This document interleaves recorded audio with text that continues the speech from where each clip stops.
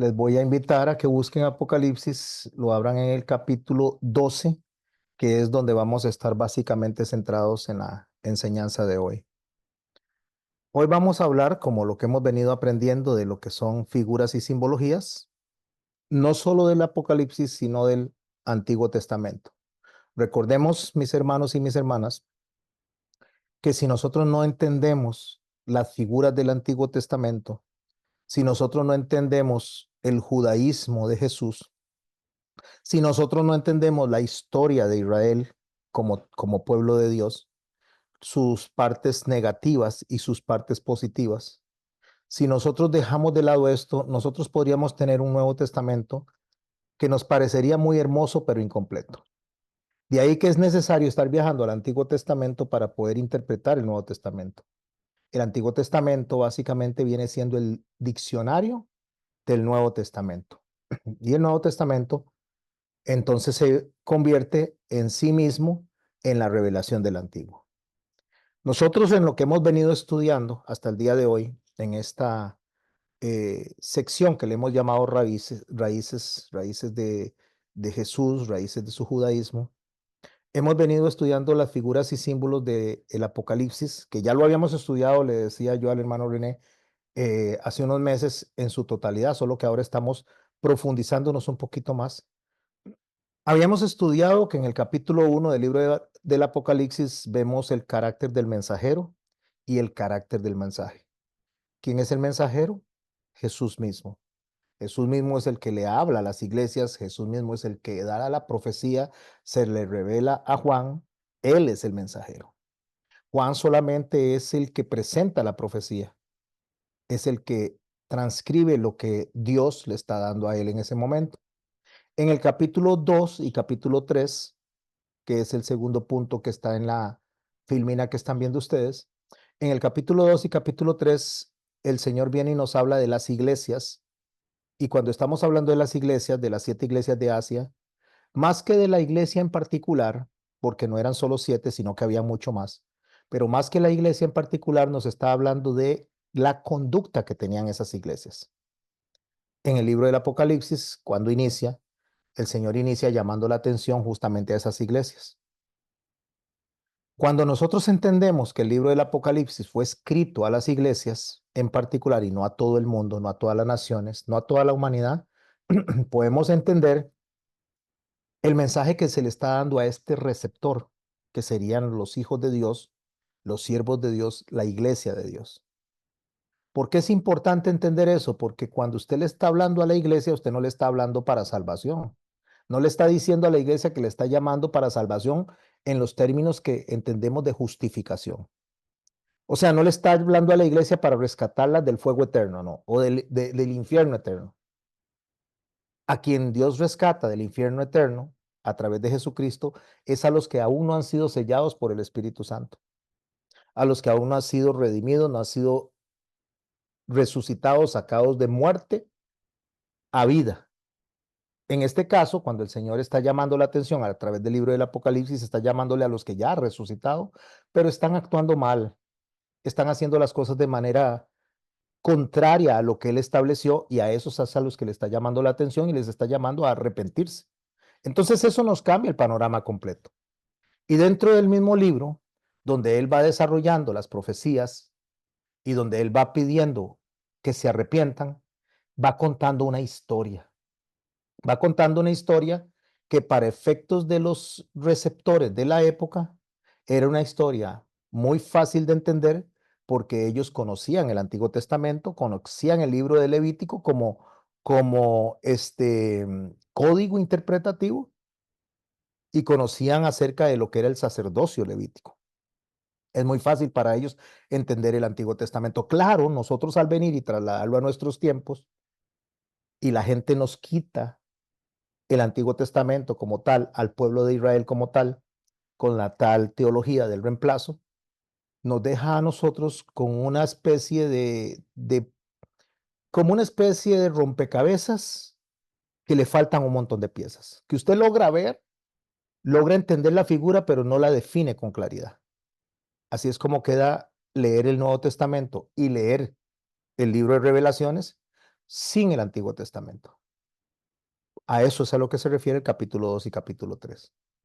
Una vez que el Señor viene y le habla a las iglesias y le dice qué es lo que quiere que cambien y la razón por la cual quiere que cambien, en cada uno de los manifiestos que se presentaron, entonces habla de la adoración celestial. Leyendo en paralelo, no de manera lineal, el libro, en paralelo significa que una vez que el capítulo 3 termina, sucede algo en los cielos, en el capítulo 4 y 5, porque se dio el arrebatamiento. Y en el capítulo 6, en adelante, abajo, se están dando hechos de juicio en la tierra, donde se están cumpliendo los 3 juicios que Dios, que nuestro Señor Jesucristo dijo en el capítulo 24 y 25 del libro de Mateo. Se empiezan a desarrollar a partir del capítulo 6 hasta casi el capítulo 18, 19. Entonces, una vez que se dan estos juicios, una vez que se empiezan a abrir los sellos de los juicios en el capítulo 6, lo que se hace es un desarrollo de los 3 grandes juicios que Jesucristo anunció. Un juicio sobre su pueblo, un juicio sobre su iglesia, a las que le está hablando, y un juicio sobre las naciones, los que aún no han sido salvados o sellados, aquellos que él le llama los que le traspasaron. Un juicio sobre estos 3, a la hora de hacer estos grandes juicios, entonces se desarrolla todo lo que acontece del capítulo 6 hacia adelante, sobre el pueblo, iglesia y naciones. Quiero hablar un poquito sobre la apertura de los sellos. Sé que muchos ya han escuchado la explicación, pero deseo hacerla de nuevo por aquellos que no la hayan escuchado. Cuando se abren los sellos, para nosotros poder entender qué es lo que está pasando en el Apocalipsis, necesitamos trasladarnos a la forma en que los reyes firmaban decretos, daban órdenes y se llegaban a ejecutar dentro de los pueblos.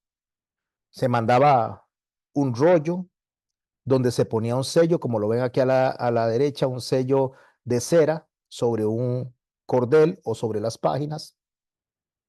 Y el anillo del rey era el que marcaba que él era el que había enviado eso, era como la firma. Y eso se enviaba, y cuando se llegaba al lugar donde se tenía que hacer la proclamación, se rompía el sello, se abría el pergamino y se hacía la proclamación. En el caso del libro del Apocalipsis, lo que se está abriendo aquí es un testamento. Literalmente es un testamento. Se le está hablando a la gente que se le enviaron los requisitos de vida representados en esa iglesia que acabo de describir, y que esa iglesia debe de observar el Antiguo Testamento para entender en el pueblo de Israel las demandas que Dios va a hacer.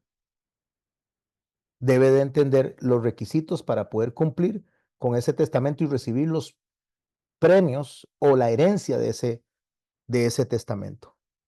Entonces, el testamento, como lo pueden ver aquí abajo, se arrolla de esa manera y se le pone una cinta, y a cada cinta se le pone un sello. Y ese sello hace que la parte de la hojita al final, la parte del pergamino al final, se adhiera a la cinta y se adhiera a la línea, que no se puede abrir a menos que se rompa el sello. Lo que se da en el capítulo 6 es la apertura del primer sello para poder llegar hasta el último y poder leer el testamento. Eso es lo que está pasando ahí. Entonces, cada sello era o debía ser roto, abierto por un testigo. Entonces estamos hablando de que deberían de haber 7 testigos. 7 testigos, que cada testigo va a decir, sí, el pueblo hizo esto, el pueblo atendió realmente las órdenes que se dieron. En el caso de la iglesia, que sería la que está esperando las promesas, entonces cada testigo dice, sí, es cierto, esto fue lo que pasó. Ellos lo hicieron correctamente o no lo hicieron correctamente, entonces ya no son merecedores de esa herencia. Se tenía que abrir un sello hasta llegar a los 7. 7 personas deberían de estar presentes para abrir los sellos. En el caso del Apocalipsis, no son 7 personas, sino 7 espíritus de Jehová que están en el pensamiento de Jesús. en el pensamiento de Cristo. Entonces es Cristo el que rompe cada sello y da testimonio de esa iglesia de si hizo o no hizo lo que es correcto. ¿Por qué? Porque hay un pergamino que está describiendo todas las promesas que se le hicieron a esa iglesia, a esas 7 iglesias, y cada iglesia representa la solicitud de conducta que hizo Dios a través de la boca de Jesucristo, que Juan está escribiendo ahí. Entonces empieza a abrir cada uno de los sellos. Una vez que se dan los juicios y una vez que el Señor acepta de manera, estoy hablándolo de manera simbólica, el Señor acepta la entrada de esas iglesias a la hora de ser analizadas, entonces van a entrar solamente los que cumplieron con los requisitos en cada uno de los sellos que se van abriendo. Cuando eso se hace, entonces va a haber gente que no cumplió con los requisitos y gente que sí cumplió con los requisitos. Los que no cumplieron van a quedar fuera del testamento y otros quedan dentro del testamento. Una de las cosas que dice el testamento es que no fuimos salvados, no fuimos rescatados para juicio, o sea, para pasar por la gran tribulación. Y para que no pasemos por esa gran tribulación, entonces el Señor nos da una serie de conductas que tenemos que seguir a la hora de ver las iglesias y las iglesias a la hora de ver el Antiguo Testamento y la conducta de Israel. ¿Cuáles son esos requisitos? Bueno, deben de practicar la fiesta de manera perpetua, uno de esos requisitos. Congregarse semana a semana porque hay que santificar el día del Señor, ese es uno de los requisitos. No adulterarás, no matarás, no mentirás. Esas son las cosas que están establecidas que la iglesia debe seguir. Entonces, cuando esos se van abriendo, hay un grupo de personas que va a estar adentro y otro grupo de personas va a quedar afuera. Eso lo puede ver usted en el capítulo 13 del libro de Mateo, donde están lo que se conocen como las parábolas del reino de los cielos. Unos están adentro, otros están afuera. Aquí no significa que unos se van para el fuego eterno y otros para el cielo, no, que están bajo la aprobación del juez que está abriendo y examinando el cumplimiento de los requisitos y los que no están aprobados. Si lo contemplamos en el Antiguo Testamento, serían los que están en el arca y los que están fuera del arca. En las parábolas del reino son los que están dentro de la canasta de peces y los que están fuera de la canasta de peces. Aquí el centro de las parábolas del reino son los que están adentro y los que están afuera. Eso es lo que tiene que tener usted bien claro. Entonces, como unos están adentro y son los que son arrebatados en el capítulo 4 y 5, son elevados, hay otros que quedaron abajo. Pero los que quedaron abajo no quedaron para mandarlos a una condenación eterna. Estoy hablando de los receptores del mensaje, que es la iglesia, sino que se quedaron para que abriendo los ojos, más cuando abre los ojos, los judíos que se hayan quedado en ese momento, porque habrán judíos también que sí reconocen a Jesús, como pasó con Nicodemo, con Pedro, como la iglesia del primer siglo. Cuando ellos abren los ojos, entonces automáticamente se les viene a través del Espíritu el entendimiento de que todo lo que ha sido predicado por los que no están era lo que había que cumplirse. Entonces vamos a tener gente que va a decir, mira, sí es cierto, había que hacer esto, había que celebrar esto, había que seguir al Señor de esta manera y no lo hicimos. Como son personas que tienen el sello del Espíritu Santo para salvación y no para perdición, entonces se quedan para pasar un proceso de santificación dentro de la tribulación, llamando a arrepentimiento a más personas que aún no habían sido convertidos.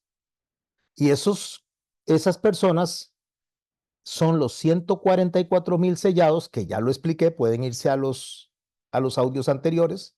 A los que me oigan por YouTube se pueden ir a los audios anteriores para quedar claros de quiénes son esos 144,000 sellados que pertenecen a las 12 tribus de Israel. Así es como lo dice el texto, así es como lo dice Juan en el libro del Apocalipsis.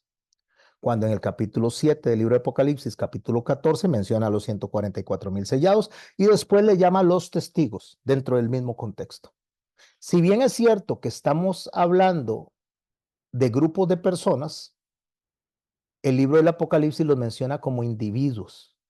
¿Y por qué como individuos? Como el espíritu de Elías o como el espíritu de Moisés.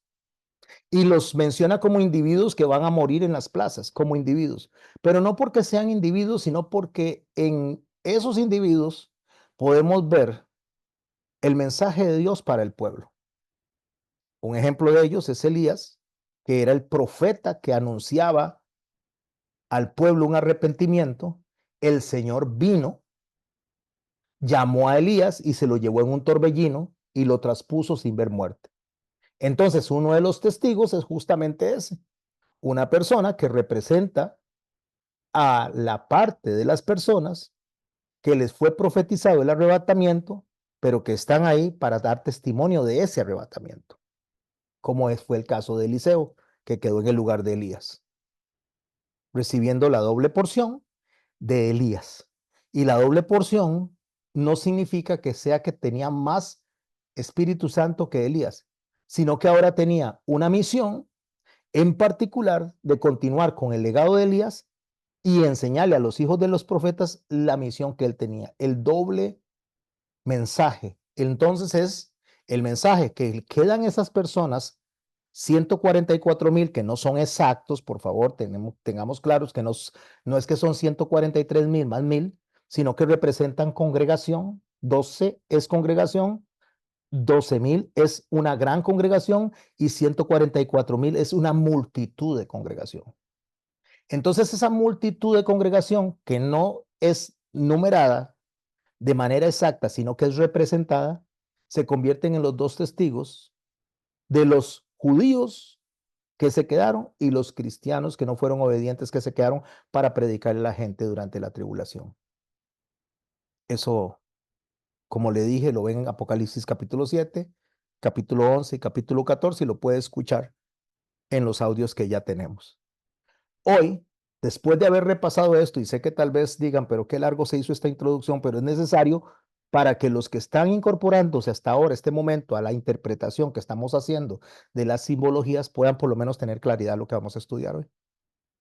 Después de haber estudiado todo esto, llegamos después de los testigos, después de los sellados, al capítulo 12 del libro de Apocalipsis y vamos a estudiar a la mujer y al dragón.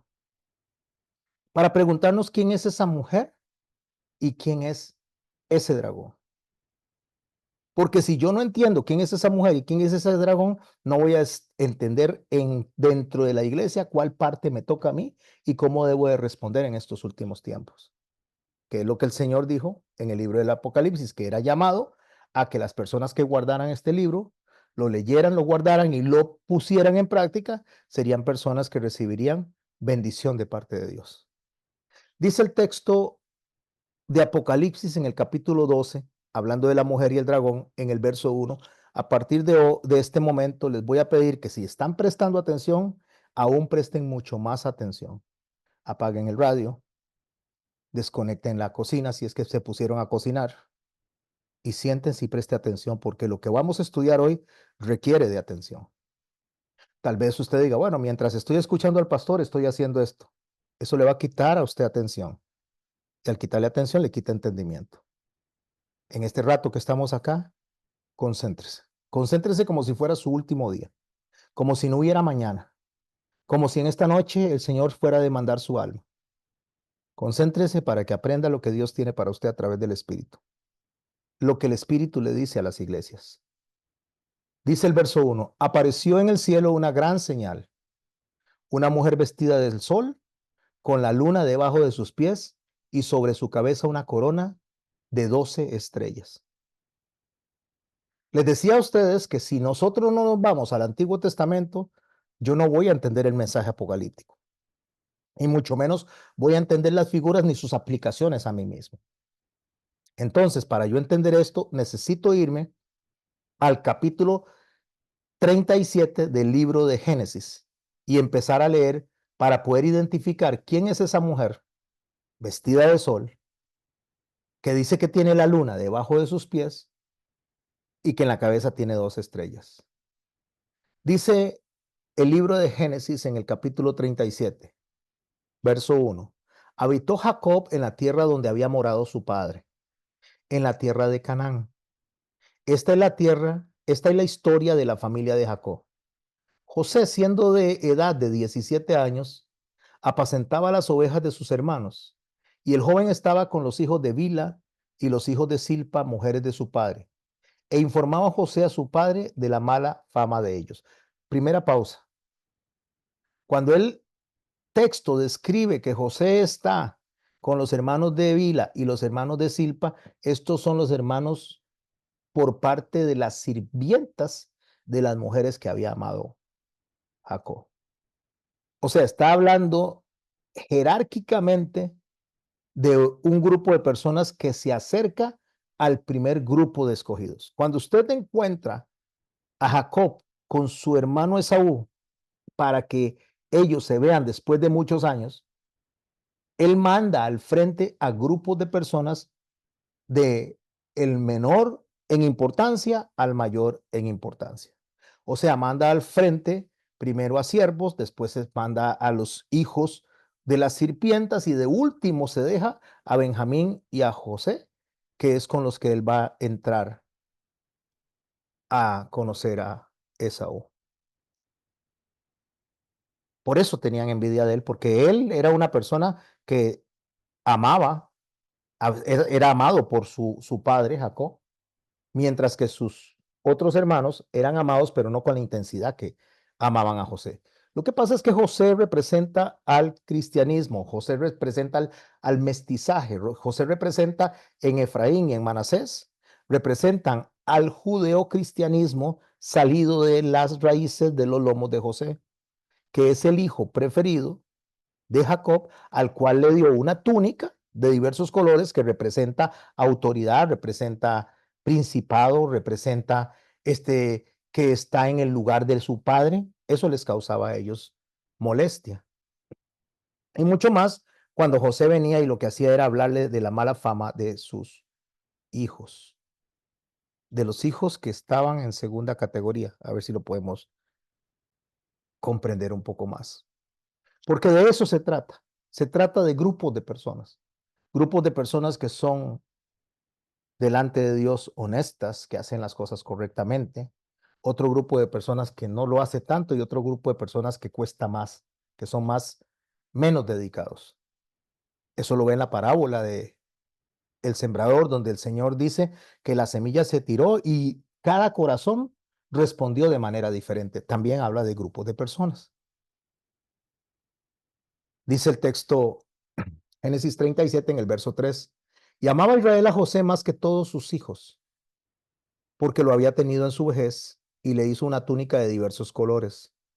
Y viendo a sus hermanos, y viendo sus hermanos que su padre lo amaba más que a todos sus hermanos, le aborrecían y no podían hablarle pacíficamente. Y soñó José un sueño y lo contó a sus hermanos y ellos llegaron a aborrecerle más todavía. Y él les dijo, oíd ahora este sueño que he soñado. He aquí que atábamos manojos en medio del campo, y he aquí que mi manojo se levantaba y estaba derecho, y que vuestro manojo estaba alrededor, y se inclinaban al mío. Le respondieron sus hermanos, ¿reinarás sobre nosotros? Préstele atención a eso. ¿Reinarás sobre nosotros y señorearás sobre nosotros? Y le aborrecieron aún más a causa de sus sueños y sus palabras. Soñó otro sueño y se lo contó a sus hermanos diciendo, he aquí he soñado otro sueño y aquí, ok, mucha atención. La palabra de Dios dice que la mujer allá en el Apocalipsis, la mujer vestida de sol, con la luna debajo de sus pies y sobre la cabeza una corona de 2 estrellas, ¿a quién la vamos a conectar? La vamos a conectar para poder hacer la interpretación correcta. Soñó otro sueño y lo contó a sus hermanos diciendo, he aquí yo he soñado otro sueño. Y aquí el sol y la luna y 11 estrellas se inclinaban a mí. El sol y la luna. Vuelvo a repetir lo que dice en Apocalipsis capítulo 12, que una mujer vestida de sol, aquí está el sol, con la luna debajo de sus pies, la luna como subordinada del sol, la luna como menos en importancia o menos en autoridad que el sol, y 11 estrellas se inclinaban a mí. Está hablando de las 12 estrellas que menciona el capítulo 12 del libro del Apocalipsis. Ya aquí está esto. Ok, pastor, ahora explíqueme quiénes son. ¿Quiénes son estas personas? El mismo Jacob, cuando habla, nos dice quiénes son estas personas. Y lo contó a su padre y a sus hermanos, y su padre le reprendió y le dijo: ¿qué sueño es este que soñaste? ¿Acaso vendremos yo, el sol, y tu madre, la luna, y tus hermanos, los 12 hijos de Jacob, a postrarnos delante de ti? O mejor dicho, los 11 que se postraron, más él, esos son las 12 estrellas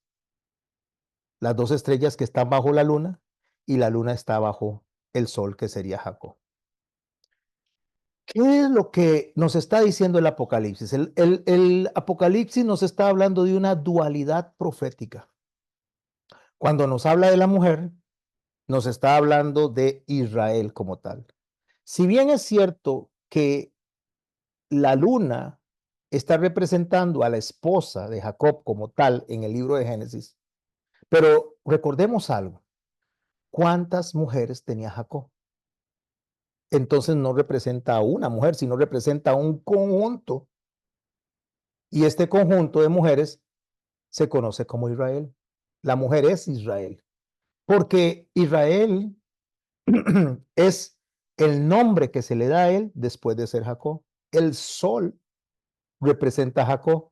Israel es su descendencia en conjunto, en grupo, esa comuna, esas 12 tribus en conjunto con él representan a Israel, al pueblo, esas 12 tribus.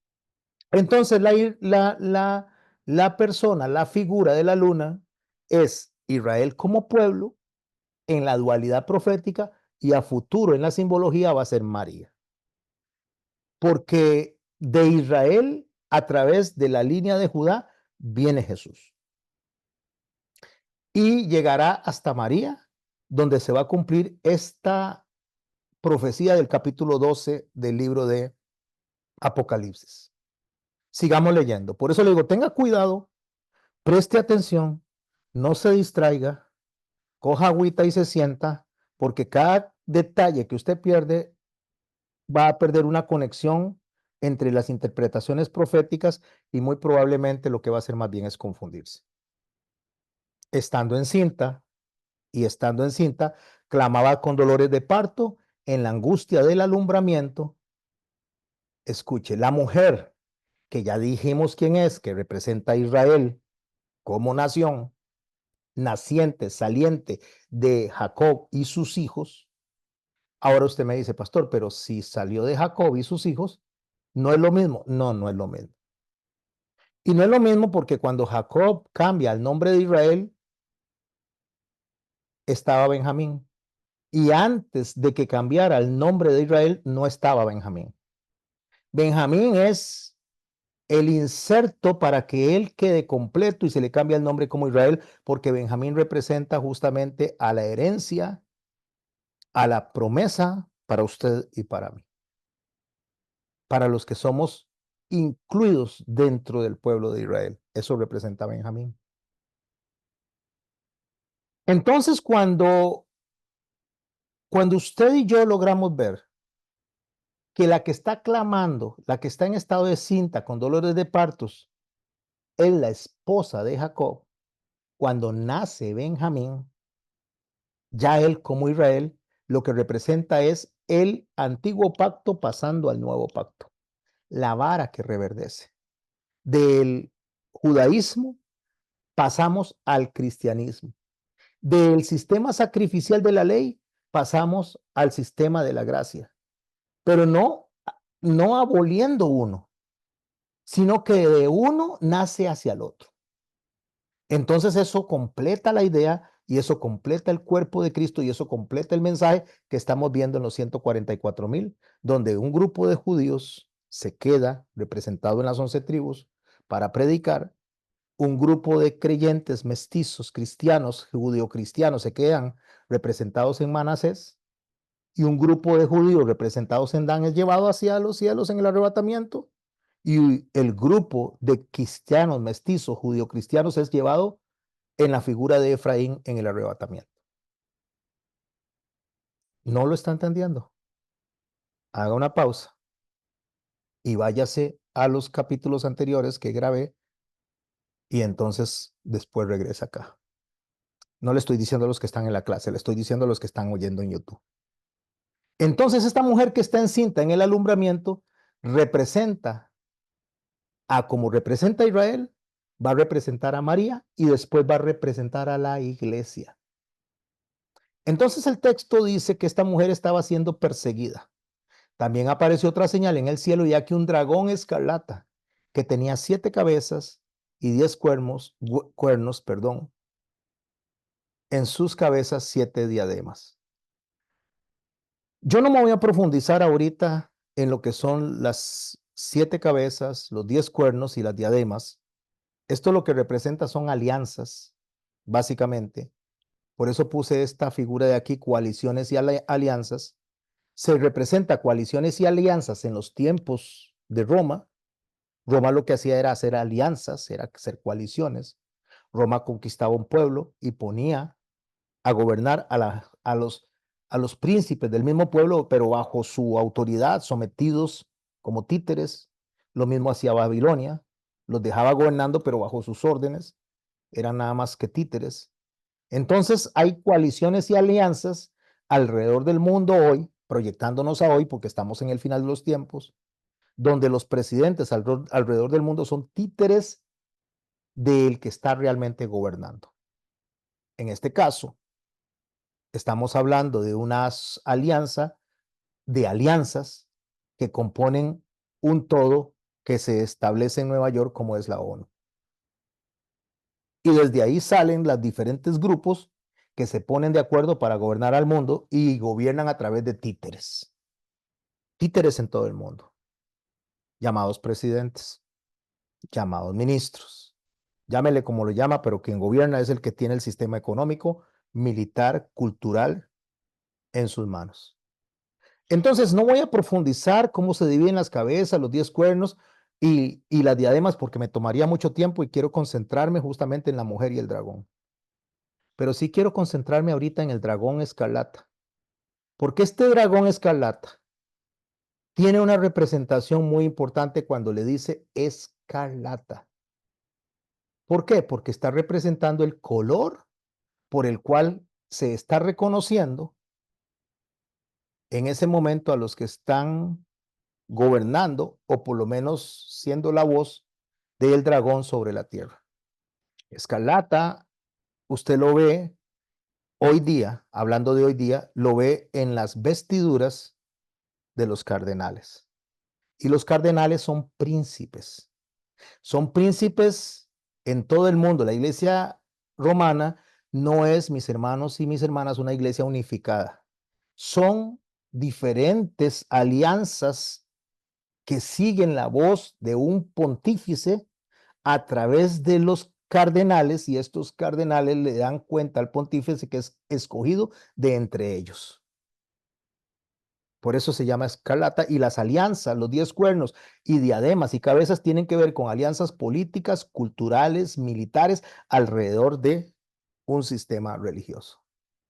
Pero ¿cómo comenzó eso? Primero comenzamos con el dragón, que era Satanás desde el tiempo de Eva, cuando decidió engañar a Eva. Ese dragón más adelante va a estar representado en Egipto, en los faraones.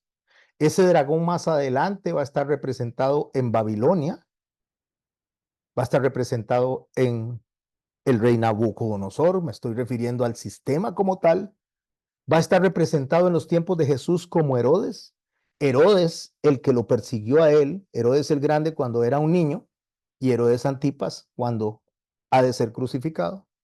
Y después está representado ya en el último tiempo, en el año 117 después de Cristo, en Adriano, que termina persiguiendo a los judíos y después termina persiguiendo a los cristianos para después hacer una alianza estratégica con los cristianos y levantarse en el siglo III, donde Constantino viene y levanta un edicto donde se alía con los cristianos para hacer la religión del Estado. Y a partir de ese momento nace lo que se conoce fe y Estado como control del mundo. Religión y Estado, política y religión, en lo cual Jesús ni se quiso meter, ni se metió, ni usted y yo deberíamos meternos. Porque después de que pasa Adriano, entonces se empieza a desarrollar a partir del siglo III todo lo que nosotros conocemos como la religión, que está siempre dando la voz del dragón. ¿Quién es el dragón? Desde el Génesis, va pasando por toda la historia hasta llegar a las alianzas actuales y el dragón ahora habla desde otra parte, las alianzas hablan desde otro lado y ya expliqué para no verme comprometido de que me vayan a castigar el video ahorita. Dice el verso 4, y su cola arrastraba la tercera parte de las estrellas del cielo y las arrojó sobre la tierra. ¿Quién arrastraba la tercera parte de las estrellas? O sea, las estrellas que representan autoridad, las estrellas que representan este, gobernantes, dignatarios, estoy hablando en los cielos, después lo va a representar en la tierra, que es lo que está justamente viendo en el Apocalipsis, las 12 estrellas bajo la luna que representan la autoridad que tenía en el Antiguo Testamento, cada una de las figuras de los hijos de Jacob, representando esa descendencia que tenía que traernos a nosotros el mensaje de Dios en 12 piedras. Las piedras, cada una representa también a cada una de las tribus que representan la autoridad de mandar el mensaje y no lo hicieron. Cuando dice que la cola del dragón arrastraba la tercera parte de las estrellas del cielo y las arrojó sobre la tierra, para yo entender quién es ese dragón, entonces tengo que irme a Isaías 14, versos 12 al 15. Isaías 14, versos 12 al 15 está hablando de Nabucodonosor, pero la figura de Nabucodonosor es para representar al dragón, para que podamos entender cómo inició la batalla, cuándo se dieron todas las cosas y lo que podamos nosotros interpretar en estos días últimos. Dice el verso 12, ¿cómo caíste del cielo, oh lucero, hijo de la mañana? Cortado fuiste por tierra, tú que debilitabas a las naciones, tú que decías en tu corazón, subiré al cielo, en lo alto junto a las estrellas de Dios, levantaré mi trono y en el monte del testimonio me sentaré. A los lados del norte, sobre las alturas de las nubes subiré y seré semejante al Altísimo. Mas tú derribado eres hasta el Seol, a los lados del abismo. Aquí hay otra dualidad profética.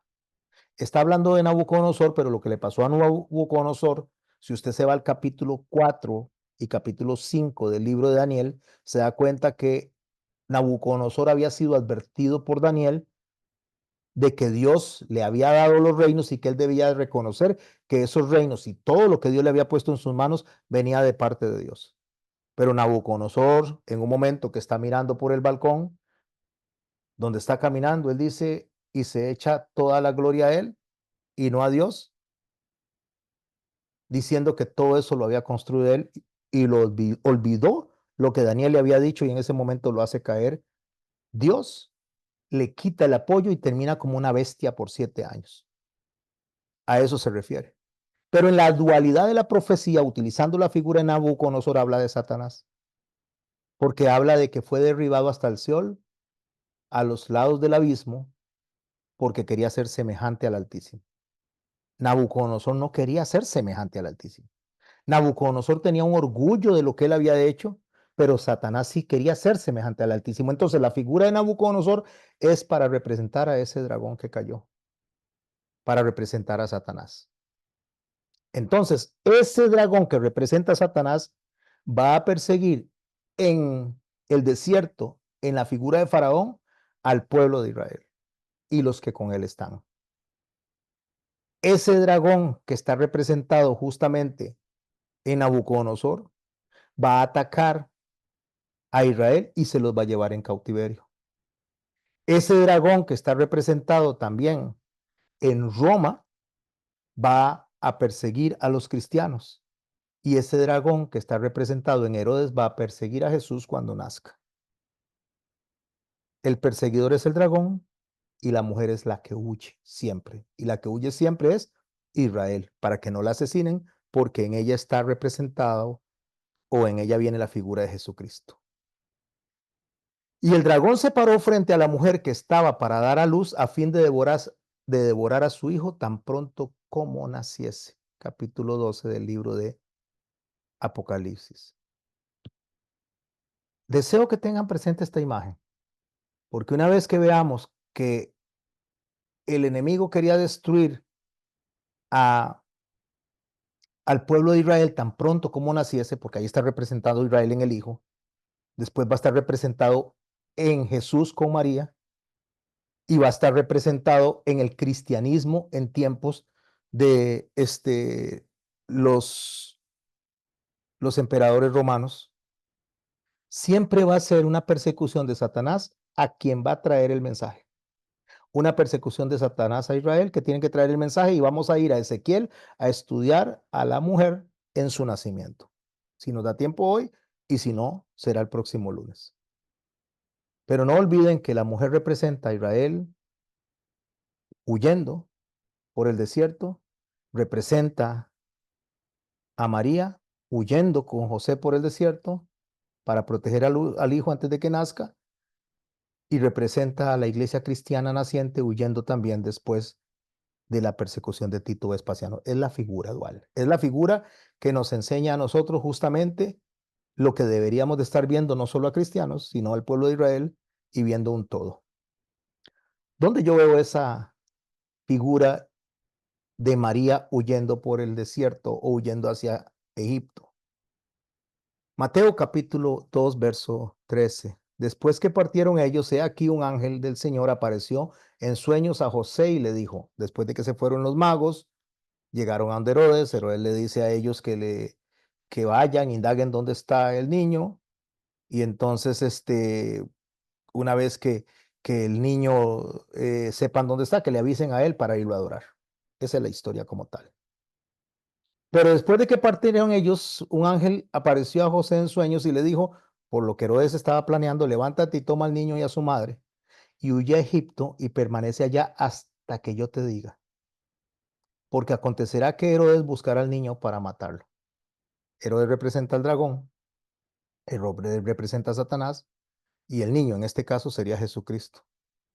El niño después del año 70 es la iglesia naciente, la iglesia que va a ser perseguida.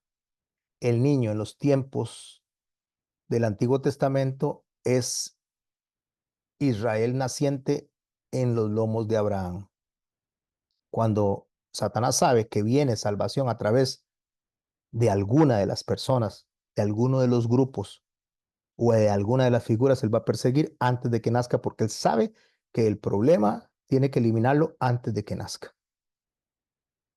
Entonces, verso 7, entonces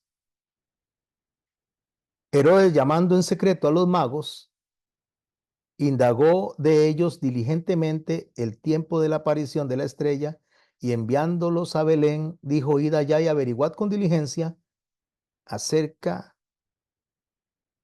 del niño. Y cuando le halléis, hacedmelo saber para que yo vaya y le adore. Esta conducta, mis hermanos, no es una conducta nueva. Representa, recuerde que el dragón en Herodes es Satanás, y el dragón en Egipto es el faraón. El dragón es el mismo que habla con mentira desde el principio, eso dijo Jesús. Entonces, en Éxodo 28 podemos ver esta misma conducta repetitiva en el dragón que quiere comer al niño, que quiere comer la salvación, que quiere eliminar cualquier indicio de lo que Dios quiere hacer con su pueblo, con la humanidad, con usted y conmigo. Y en el capítulo 8 de Éxodo, en el verso 28, podemos ver la misma forma de pensar. Y Faraón dijo, yo os dejaré ir para que ofrezcáis sacrificios a Jehová vuestro Dios en el desierto, con tal de que no vayáis muy lejos, orad por mí. Orad por mí. El dragón siempre va a manifestarse como si estuviera interesado en las cosas de Dios, como si estuviera interesado en Dios, como si estuviera interesado en agradar a Dios. Esa es la imagen, esa es la hipocresía, esa es la manipulación que presenta. Eso fue lo que hizo con Eva, con que Dios os ha dicho que no comáis. Es que Dios sabe que en el momento que comáis, vais a ser como Él, sabiendo el bien y el mal. O sea, y le llega como que, estoy muy interesado en usted. Le llega como que la verdad es que me preocupa mucho su bienestar, pero hay un interés de por medio de mentira. Y es lo que está pasando en la iglesia de apostasía de los últimos tiempos, que es lo que estamos estudiando cuando vemos a la Odisea, que hay personas amadoras de sí mismos, vanagloriosos, que se van a acercar a usted, que están interesados en usted, pero no están interesados en usted, están interesados en su dinero, en sus bienes, en lo que pueda producirles como riqueza a estas personas amadoras de sí mismos que están predicando, según ellos, en el nombre de Jesús, pero utilizando la misma estrategia de Satanás. Apocalipsis, verso 5 del capítulo 12. Y ella dio a luz a un hijo varón que regirá con vara de hierro a todas las naciones, y su hijo fue arrebatado para Dios y para su trono. Aquí hay una profecía en diferentes partes. Cuando dice que dio a luz a un hijo varón, está hablando de Jesús, proyectándose hasta nuestro Señor Jesucristo, que va a regir con vara de hierro, lo que dice Isaías. Y dice que el hijo fue arrebatado para Dios y su trono. Está hablando de la muerte y la resurrección de nuestro Señor Jesucristo en un solo versículo. Y la mujer huyó al desierto. Recuerde, habla de Israel, habla de María, pero en este caso nos conecta a la persecución de Satanás hacia tratar de eliminar el niño por la voz del dragón, por la voz de Herodes. Y la mujer huyó hacia el desierto, donde tiene un lugar preparado por Dios para que allí la sustenten 1260 días. Ok, pastor, aquí se está complicando esto. ¿Cuánto tiempo se fue entonces María y José hacia Egipto? ¿1260 días? No, no se fue 1260 días, se fue poco menos de 2 años, si hacemos la cronología de los eventos, y aquí estamos hablando de 3 años y medio. Entonces, ¿a qué se está refiriendo? Se está refiriendo a que de la misma manera que fue perseguida esa mujer, Israel, de la misma manera que fue perseguida María para asesinar a su hijo, va a ser perseguida la iglesia en los últimos tiempos. Y recuerde, los últimos tiempos, no es una persecución de ahora, no es ahorita que la iglesia está recibiendo una persecución. Ahorita hay una persecución contra la humanidad.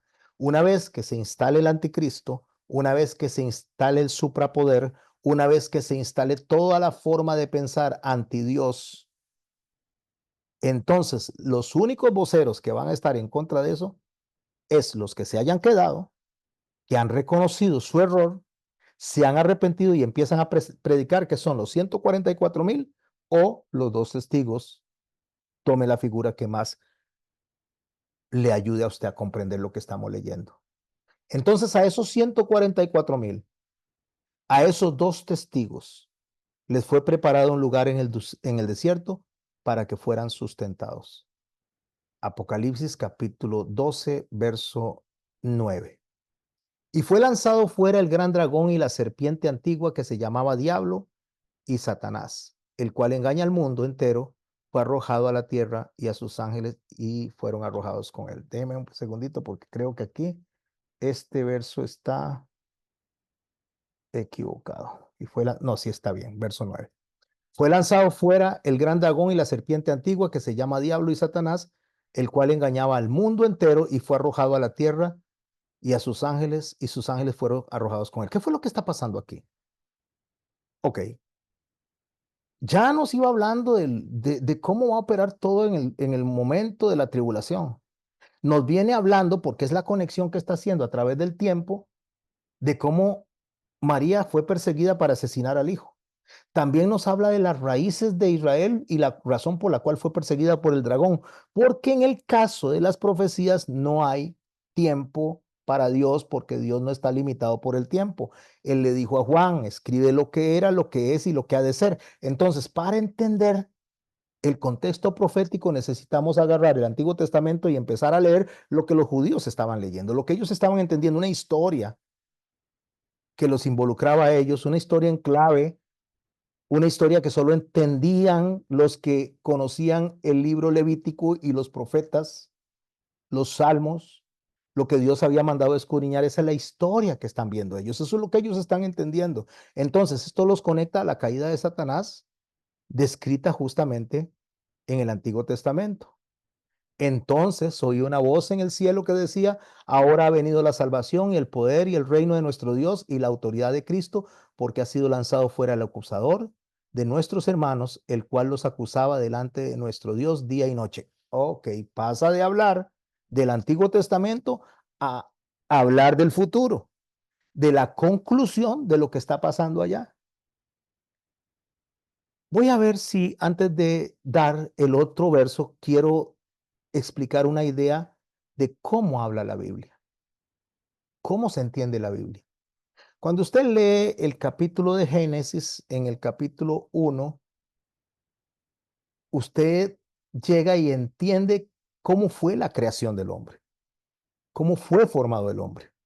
Pero el capítulo 2 es como una explicación de lo que el capítulo 1 describe en cuanto a la creación del hombre a partir del verso 26. En cuanto a la creación del hombre, entonces el capítulo 2 ya describe un poquito más a detalle. El capítulo 2 viene siendo como la narrativa de los versos de la creación del capítulo 1, hablando del hombre y la mujer. Cuando hablo de hombre, estoy hablando de la humanidad. Cuando usted lee el libro de Daniel, usted empieza a leer y cuando se da cuenta en el capítulo 4 y en el capítulo 5 muere un rey que se llama Belsasar.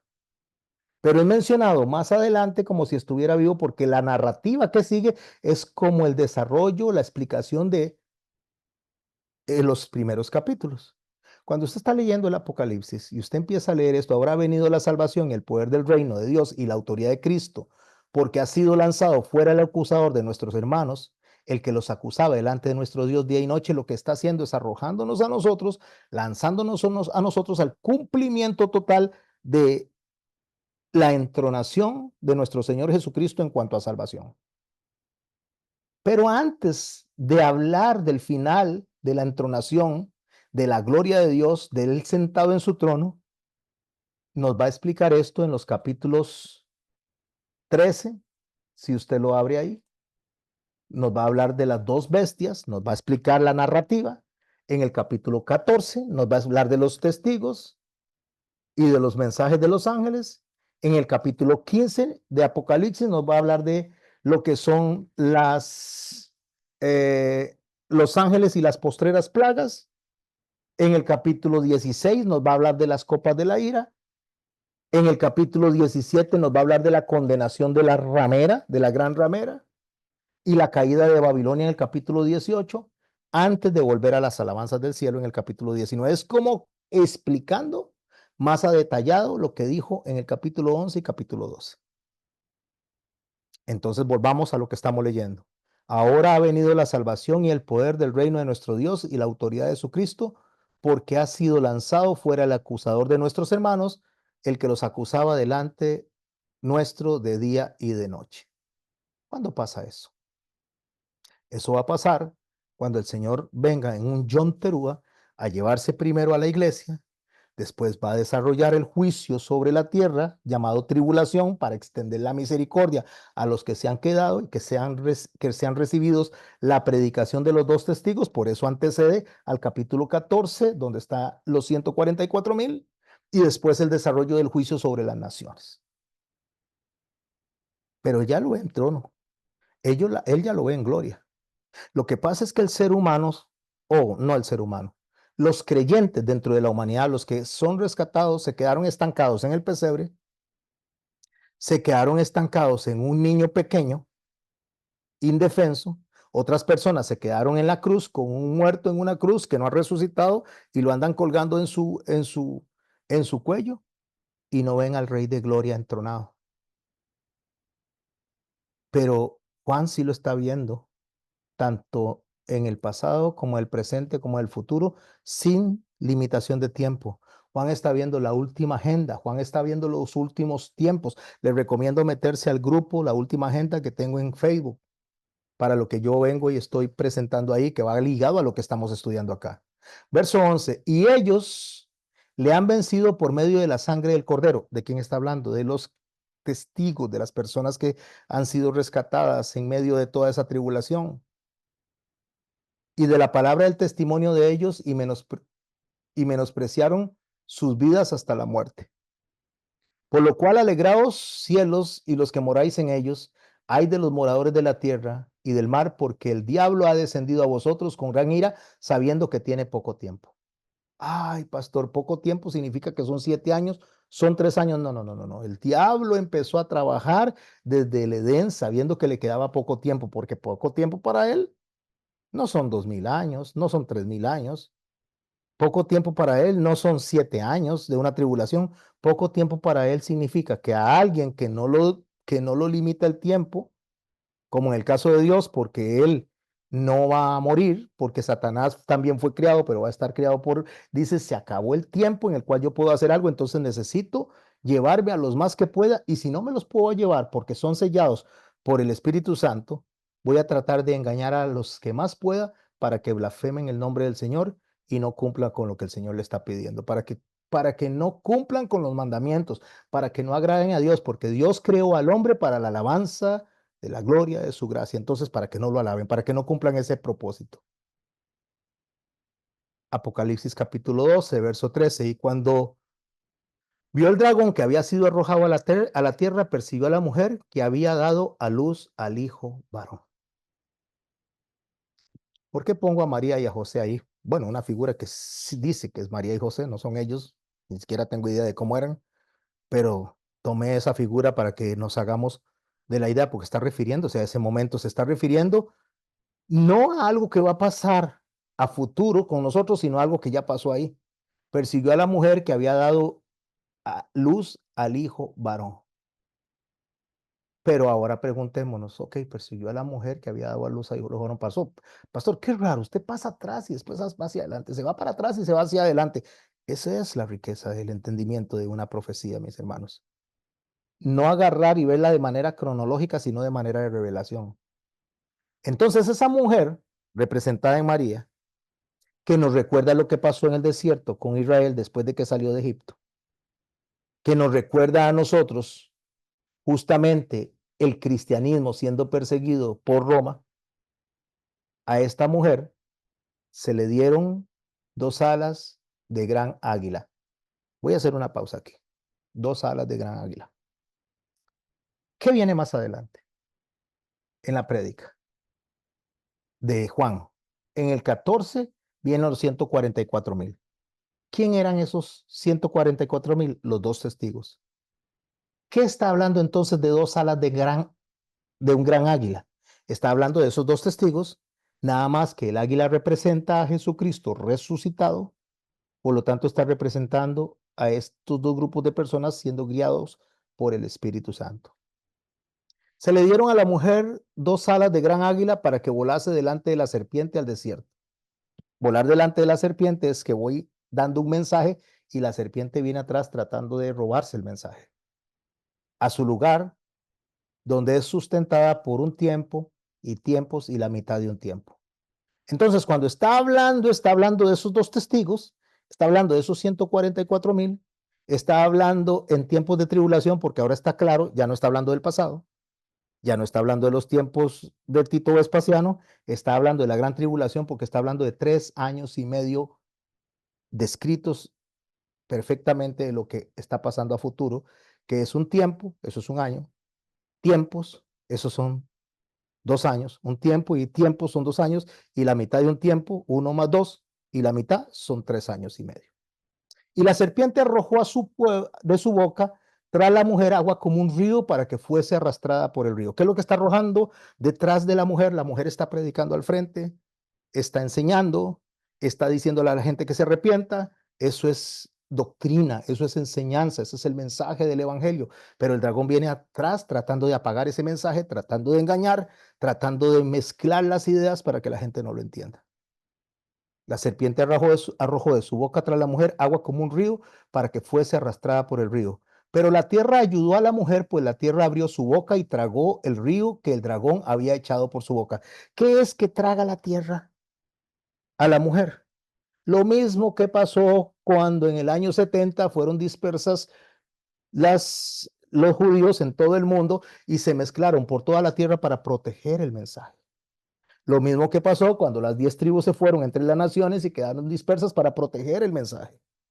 Lo mismo que pasó cuando fueron llevados a Babilonia y protegidos ahí en Babilonia para proteger el mensaje. Lo mismo que pasó, mis hermanos y mis hermanas, cuando en su momento Dios permitió que los cristianos fueran perseguidos y se dispersaron también por el mundo para proteger el mensaje. Cuando Dios dispersa, cuando Dios persigue, cuando Dios saca de la comodidad a su pueblo es para proteger el mensaje. Y cuando se protege, cuando dice que entre la tierra, quiere decir que se mezcla entre las personas y no se sabe dónde está uno ni dónde está el otro hasta que el Señor los necesita y los pone a predicar. Pero la tierra ayudó a la mujer, pues la tierra abrió su boca y se tragó el río que el dragón había echado en su boca. O sea, absorbió la enseñanza que el dragón había hecho y protegió a la mujer. Entonces el dragón se llenó de ira contra la mujer, está hablando de la iglesia, sin olvidarnos de Israel en el desierto, y se fue a hacer guerra contra el resto de la descendencia de ella, el resto de la descendencia de ella.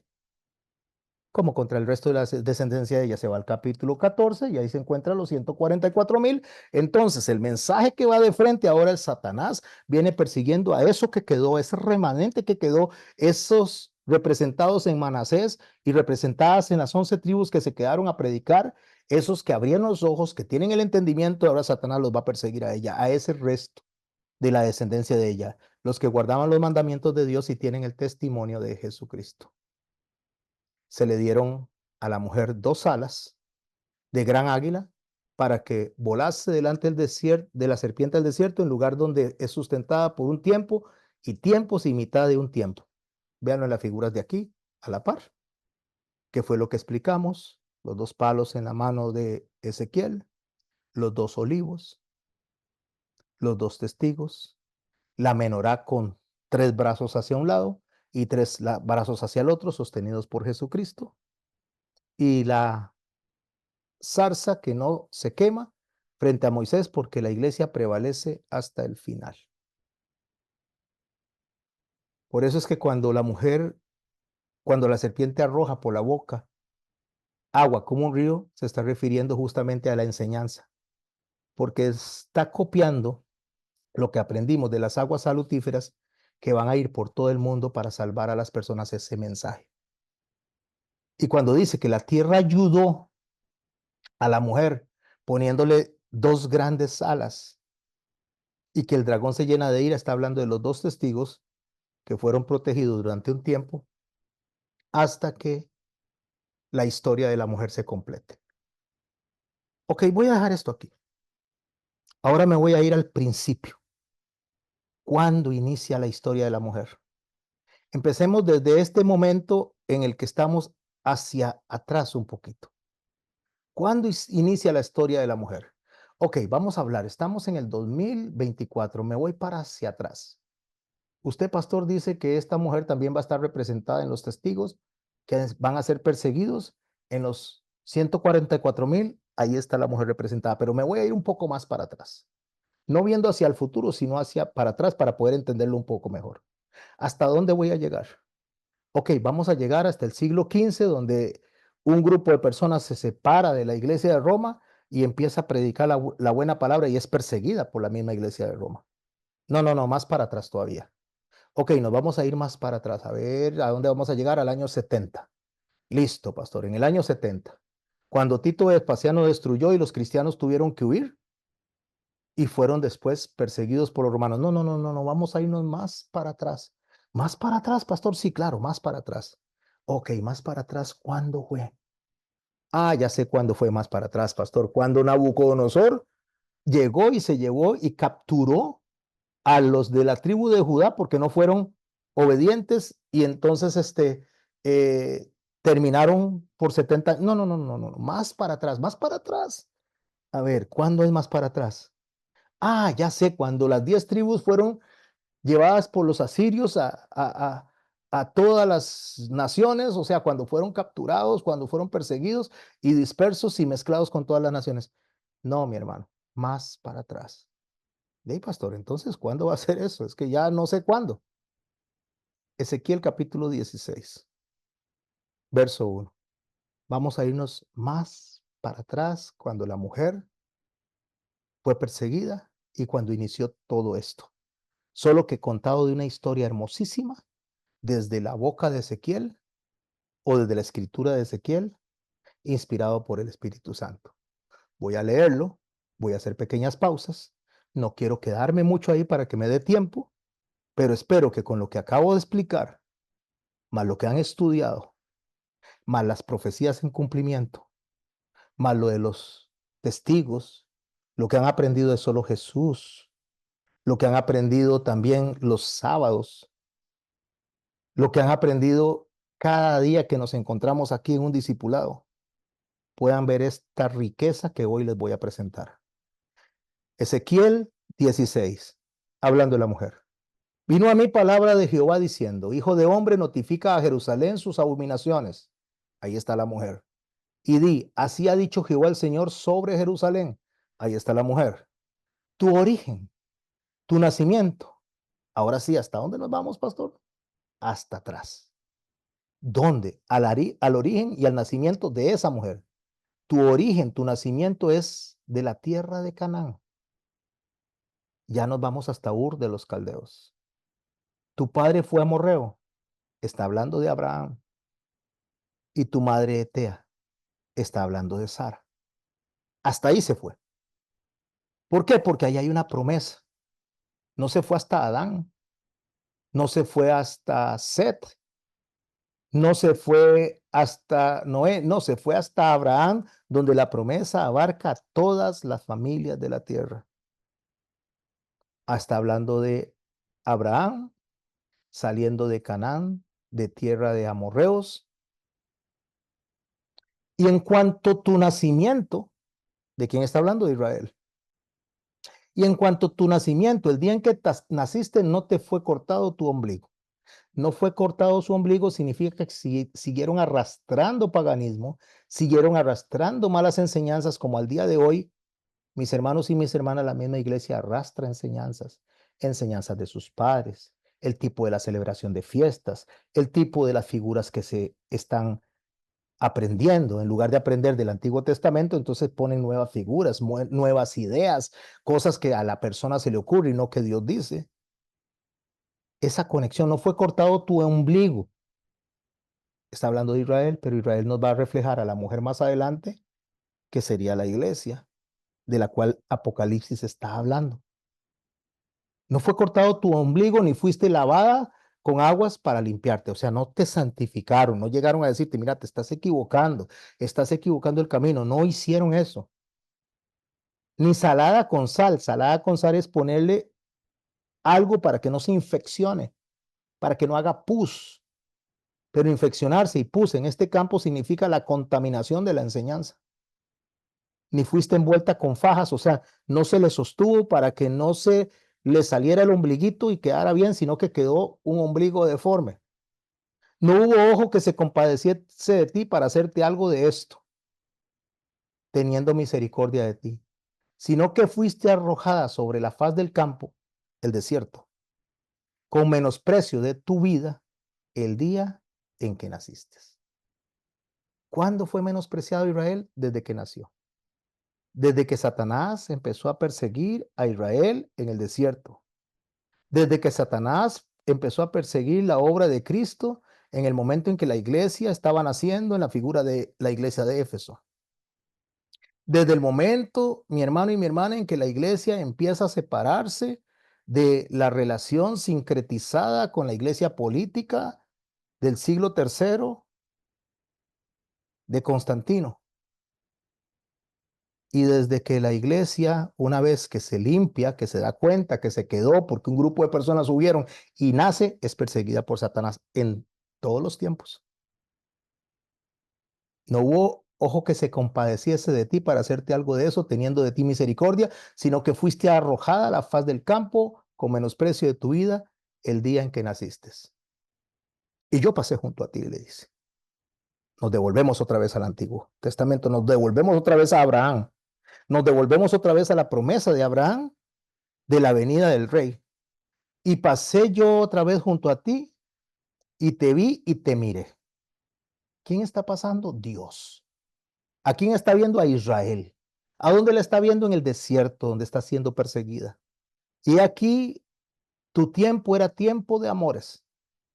Extendí mi mano sobre ti y cubrí tu desnudez. Pausa. Tiempo de amores. Tiempo de amores está hablando del nacimiento de la iglesia en Israel o del nacimiento de Israel cuando el Señor se encuentra con él en Peniel y le pone el nombre. Tiempo de amores, ¿qué es? El tiempo de amor es cuando ellos regresan de nuevo a Judá, a Judea, una vez que salen de Babilonia y regresan a Judea. Tiempo de amores, ¿qué es? El tiempo de amores es cuando Jesucristo está predicando y está llamando al arrepentimiento. ¿Cuándo es tiempo de amores también? Tiempo de amores, mi hermano, es cuando se abre el entendimiento, cuando se abren los ojos durante la tribulación y un grupo de personas dice verdaderamente era el Hijo de Dios. Ese es el tiempo de amores. Estamos unidos, o sea, es el mejor tiempo, es cuando usted llega por primera vez a la iglesia con ese gozo, con esas gracias al Señor, con ese agradecimiento donde usted quiere reunirse los lunes, los martes, los miércoles, los jueves, los viernes, los sábados, los domingos, si fuera posible, y ojalá en la mañana, mediodía y en la tarde, porque el Espíritu Santo le acaba de sellar y en ese momento usted quiere estudiar la palabra, usted quiere ir, no importa si es bajo la lluvia, no importa si no tiene plata, no importa, pero yo tengo que ir a cantar con la iglesia del Señor alabanzas al Rey de Reyes y Señor de Señores. Es tiempo de amores, ese momento de entusiasmo, ese momento de riqueza, donde el Señor le dice en la iglesia, a la iglesia en Apocalipsis, le dice, recuerda de dónde has caído, es de ese tiempo de amores, vuelve a tu primer amor, es donde le dice a cada uno de ustedes, regrese al momento en que usted se sentía tan gozoso y tan agradecido conmigo, regrese a ese entusiasmo que no lo detenía ni familia, ni agua, ni lluvia, ni Uber, ni nada, porque usted iba a estar ahí adorando con mi familia. Mis hermanos y mis hermanas, quiero decirles algo y ojalá que Dios me dé la palabra para decirlo de la manera correcta. Primero, Dios no está jugando a ser Dios, en primer lugar. Dios no está jugando a ser Dios. Eso es de primero. Cuando Dios llama la atención, está llamando la atención para que nosotros nos arrepintamos de nuestros actos. Y entonces sigamos al Señor como Él quiere ser seguido y adoremos al Señor como Él quiere ser seguido. Déjense de excusas. El Señor le dijo a la iglesia de Corinto a través de Pablo, cuando estaban viendo que había un hombre que estaba teniendo relaciones con su madrastra, estaba en una relación de incesto. Y le dice a la iglesia, ustedes están dando cuenta de eso y no están haciendo nada. Ustedes deben de expulsar a este para echárselo a Satanás para que se pierda su cuerpo y se salve su alma. Lo que quiero decir, mi hermano y mi hermana, que si usted sigue jugando al cristianito en los últimos tiempos, Dios no está jugando a ser Dios. Dios va a venir y va a poner en disciplina a los que están jugando al cristianito. Porque es tiempo de reconocer a Dios, es tiempo de los amores de Dios y dejar de estar pensando en este mundo. Y cada vez que nos alejamos, si usted piensa que en este momento está pasando tiempo difícil, no es nada con lo que sigue. Si sigue desobediente, si sigue viendo con menosprecio el día del Señor, que debe ser santificado para reunirnos, para adorarlo a Él, y si en este momento está pasando dificultades, no es nada con lo que viene. Si usted cree que el Señor que le llama a escudriñar la escritura, usted no tiene el rato y el tiempo para abrir un poquito cada día y escudriñarla y le da igual y prefiere pasar metido viendo películas y en TikTok, lo que está pasando ahorita no es nada con lo que viene. Si usted cree que el dejar de congregarse es nada, no es nada con lo que viene. Y usted me dice, pastor, ¿pero qué es lo que está diciendo? Usted lo que quiere es asustarme. Usted lo que quiere es que nosotros hagamos las cosas para Dios por miedo. No, Dios no quiere nada por miedo. Dios quiere las cosas por gratitud. Porque si usted cree que a pesar de cómo está haciendo las cosas, Dios ha sido benevolente, misericordioso y amoroso con usted, no es nada con lo que tiene para usted si endereza el camino. Si usted considera que a pesar de poner a otras personas, cosas, circunstancias en lugar de Dios, aún Dios todavía no le ha venido y le ha jalado el aire, como diríamos aquí en Costa Rica, y usted endereza el camino, el Señor es bueno y justo, es misericordioso para que cuando lo vea venir a lo lejos a usted, después de estar comiendo con cerdos, deseando la comida de los cerdos, haber desperdiciado lo que Dios le dio, horas, días, vida, tiempo, conocimiento. Pero usted dice, he pecado contra Dios y contra ti, y regresa corriendo. El Señor se lo va a topar de frente, le va a decir que le abrace, va a preparar el cordero, le va a poner un anillo en el dedo y va a hacer una fiesta. Porque el Señor quiere que todo hombre proceda al arrepentimiento. Y cuando el Señor venga, que no está muy lejos, desea encontrarle haciendo como les acabo de decir, para poder llevarlo con él. Pero si no presta atención, pero si sigue haciendo las cosas como le da la gana, de la manera que le da la gana, y no pone en primer lugar al Rey de Reyes y Señor de Señores, por el cual toda rodilla se debe doblar y toda lengua debe confesarle que Él es el Señor, y más bien lo ve como el mesero que le trae lo que usted le da la gana, a la hora que le dé la gana y que lo va a visitar cuando le da la gana. No, mi hermano, mi hermana, ya no queda más sacrificio, dijo el Señor, sino una horrenda expectación de juicio, y Dios dice que horrible cosa es caer en las manos de un Dios vivo. No lo estoy asustando y no la estoy asustando, ese es Dios. Dios bendice y Dios castiga. Dios llama al arrepentimiento, y una vez que la persona se arrepiente, Dios no desprecia un corazón contrito y humillado. Pero si la persona sigue caminando por donde va caminando, el Señor pone el castigo para después poner la venda. Lo que quiero decirle, mi hermano, es que Dios no va a pasar por alto esta factura.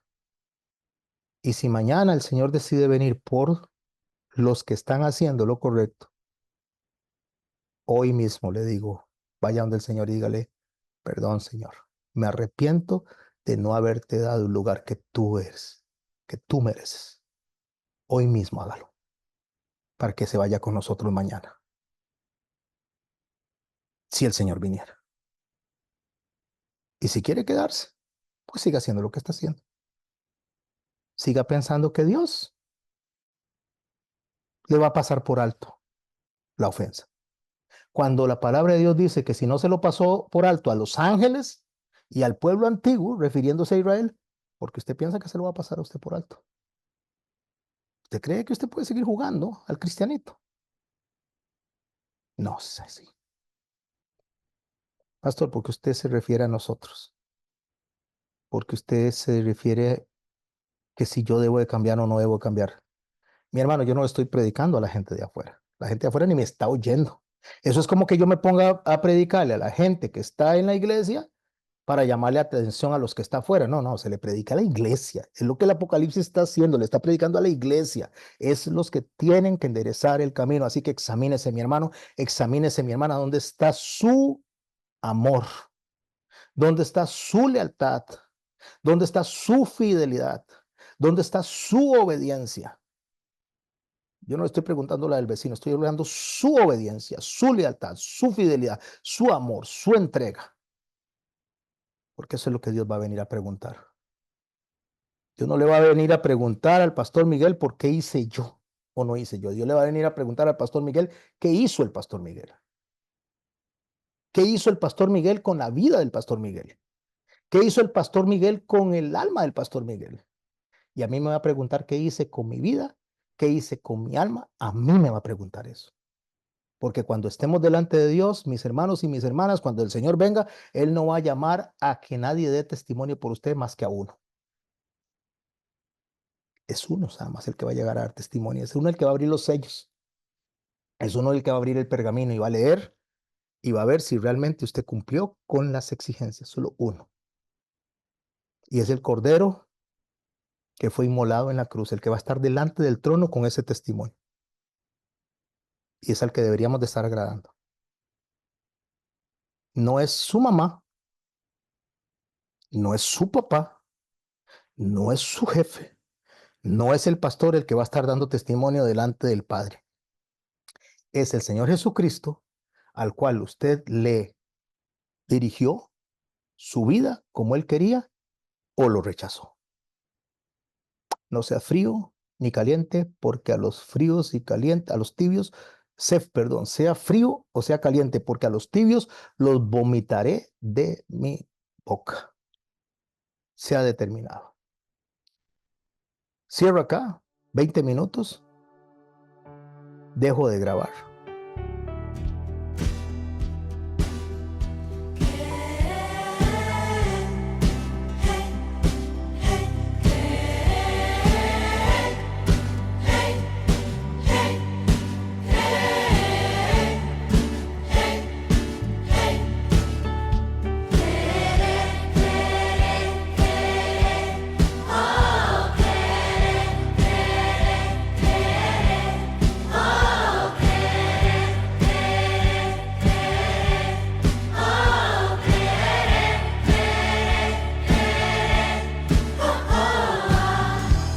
Cuando sientas desmayar y que ya no hay fuerzas para continuar, has pensado abandonar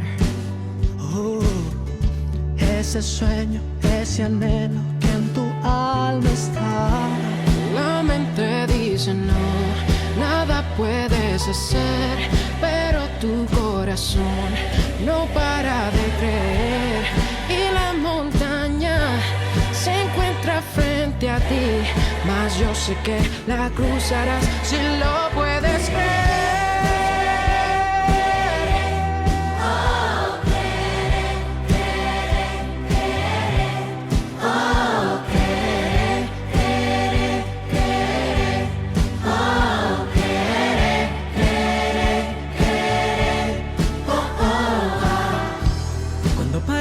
Como si no puedes pelear más y se ve como si el camino llega a su final.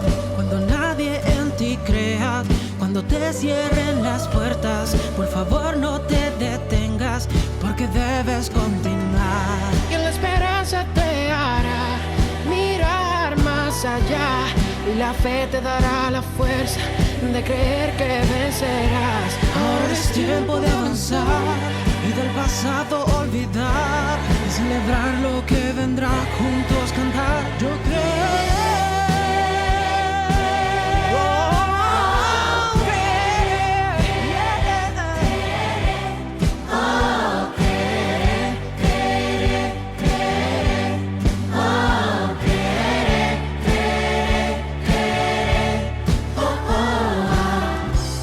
Las palabras que vendrán intentando apagar el fuego que hay en ti, las debes olvidar.